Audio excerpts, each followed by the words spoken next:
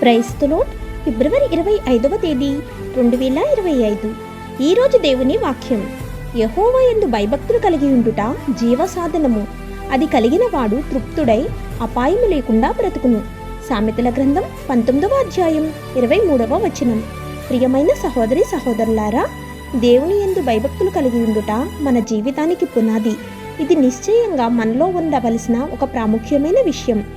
ఇది యేసు వైపునకు నడిపించే ఒక జీవితముగా ఉంటుంది. ఇది శక్తిని ఇచ్చే క్రీస్తును కలిగి ఉండే జీవితానికి దారి తీస్తుంది. ప్రభువు నందు భయంతో నడుస్తున్నప్పుడు ఎటువంటి సమస్యలనైనాను మనం జయించగలము. అంత మాత్రమే కాదు, ఎటువంటి కీడు మనలను తాకదు. మన హృదయం విశ్రాంతిగా ఉంటుంది. ఎందుకంటే ప్రభువు ఎంత గొప్పవాడో, మరియు మనం ఆయన్ను ఆరాధించేటప్పుడు దేవుడు తన సన్నిధిని మరియు శాంతిని మనలో నింపుతాడు. చివరికి మనం దేవునిలో విశ్రాంతి పొందుతాము. దేవుని కంటే ఎటువంటి సమస్యలు ఎప్పుడూ కూడా మనము గొప్పవిగా కనిపించవు మరియు గొప్పవి కావు కూడా. కాబట్టి ఆయనపై మన దృష్టిని కేంద్రీకరించినప్పుడు మనకి శాంతి లభిస్తుంది. ఒకసారి మనం ప్రభువుని తెలుసుకుని ఆయన్ను గౌరవిస్తే మన భయాలన్నీ తొలగిపోతాయి.